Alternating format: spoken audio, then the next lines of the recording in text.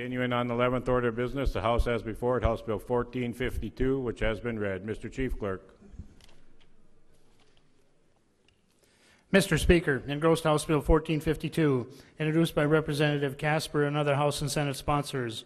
Engrossed House Bill 1452 is a bill for an act to amend and reenact subsection 4, section 54-52-01, and sections 54-52.6-01, -02, and -15 of the North Dakota Century Code, relating to eligibility to participate in the defined contribution retirement plan, to repeal section 54-52.6-03 of the North Dakota Century Code, relating to calculation of the accumulated fund balances under the Public Employees Retirement System.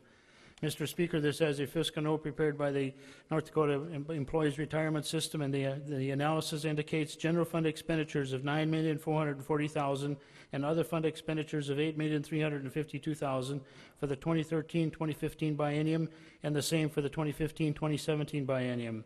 Mr. Speaker, your Government and Veterans Affairs Committee recommends due pass and to be re-referred to the Appropriations Committee on House Bill 1452 by a vote of 10 yeas, 4 nays, 0 absent, and 0 not voting.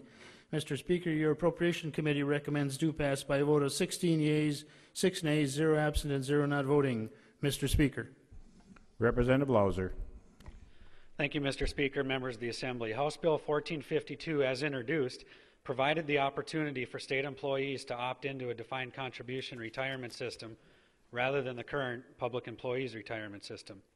The bill was vetted through the Interim Employee Benefits Committee and brought to the GVA Committee with amendments which were adopted that simplify the bill.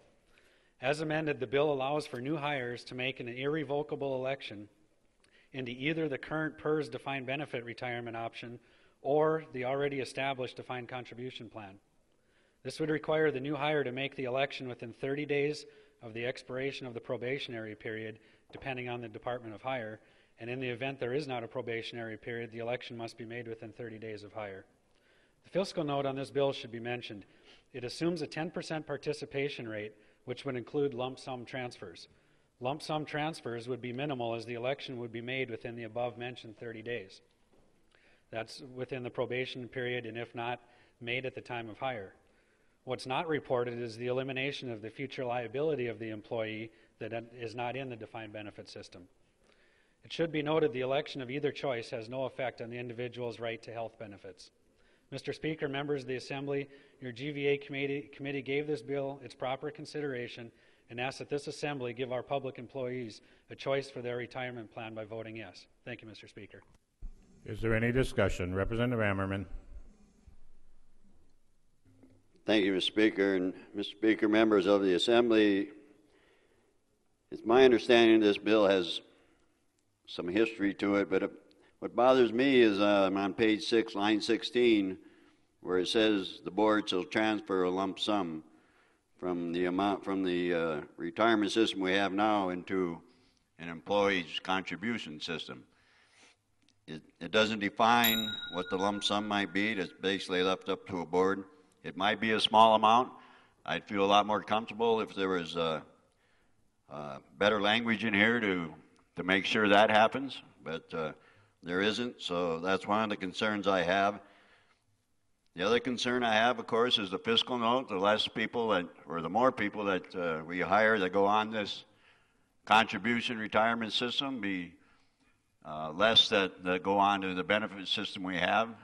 That's why the fiscal note to me is fairly large, and there is really no way to determine. It's going to depend on how many go on it.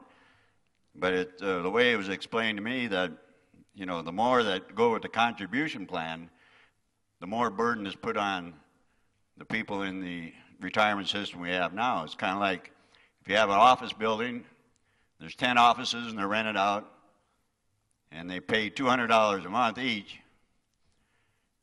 and then 2 of them move out, the mortgage is still there. But you don't have 10 people paying anymore, you have 8 paying. And that's what will happen to the system we have now. So I don't think this is the right way to do it. The system we have now is working. We bumped it up, I think, last session so we could level it off and they could gain a little bit faster. So I'd appreciate some red votes. Thank you. Is there any further discussion? Seeing none, the House has before it for final consideration House Bill 1452. The clerk will open the key and you may record your vote. Has every member voted? Representative D. Johnson, has every member voted? Does any member wish to change their vote? The key will be closed. The clerk will take the record. Final vote shows 59 yea, 34 nay, 1 absent, not voting. House Bill 1452 is declared passed. Continuing on